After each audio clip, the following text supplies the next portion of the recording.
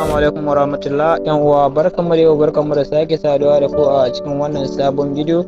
So kamar da kuke gani za mu yi rijista wannan ORM din nan a tare da ku. Kamar da kuke gani gashi nan ba a buɗe mana wurin withdraw ba, amma za a buɗe mana insha Allah yanzu nan muka za ku rijista. Wannan ERM ne mai kyau legit, na fatan za ku yi amfani da wannan dama domin ku rijista. Yanzu nan za mu shiga daga ciki nuna muku yadda ake rijista da shi, da yadda ake aiki a cikinsa. Insha Allah sai ku biyo mu a cikin wannan bidiyo. Kana taɓa yin abin da zai kawo ka a cikin Play Store ne, sai ka yi install din app din gashi nan. Bayan ka yi install din shi ya saka, sai ka rana open, sai ka shiga daga cikin sa. Wannan ita ce fuskar ta, sai ka jira ya buɗe. So yana kawo ka wannan shakar anan inda an ce create account. Idan sabo ne kai zaka buɗa yanzu, sai ka rana akai. Da zai baka wannan shafin, sai ka zo ka ciki waɗannan abubuwan, saka sunanka,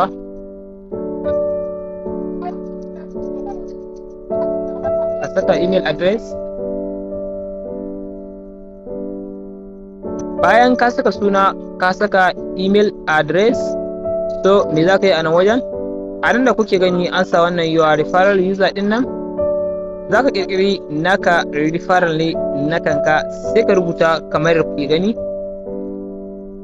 Bayan ka rubuta referral ɗinka, sai ka zo a nan ƙasa kuma sai ka rubuta referral ɗin wanda ya gayyace ka.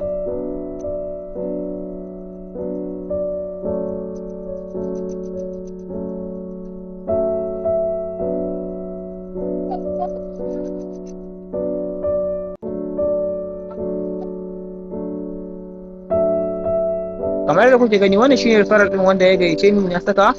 To za a je muku nawa referral din mai suna Sirado Digital ga hinan kamar da na kirkire shi. To shi za ku saka, kuna saka sai ku na create account.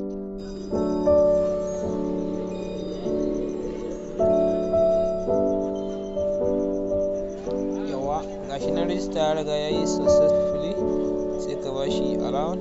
To abin da za ka yi sai ka danna ga wani waje can da aka ce maka verify email, da aka ce get OTP, sai ka danna akai. A cikin email din da ka register da shi, sai ka je ka dauko shi ka saka guda hudu ne. To bayan ka dauko code din, sai ka zo ka saka nan, sai ka yi submitting. So gashi ne ya riga ya yi successfully, sai ka danna claim reward, sai ka danna wannan mai kamar danga ta nan haka, sai ka danna shi, sai ka danna state. So gashi nan duk bayan awa 12 za ka zo ka yi claim. Bayan awa 12 ake zuwa ake claim ɗinsa. So sai idan muka da wannan ƙasa, kuma akwai test guda huɗu ne ya gani a yanzu dai. Sai a nan wajen reward, ba reward yanzu, amma babu sai wallet. So gashi nan idan muka zo a ɓangaren withdrawal, so ba su riga sun buɗe wannan withdrawal ba, amma idan suka buɗe za mu zo mu iya transfer ɗin shi kenan kamar da kuke gani. So sai a mai da hankali, insha Allah za mu samu alkhairi a cikin wannan ERM din kenan. Allah ya sa mu dace.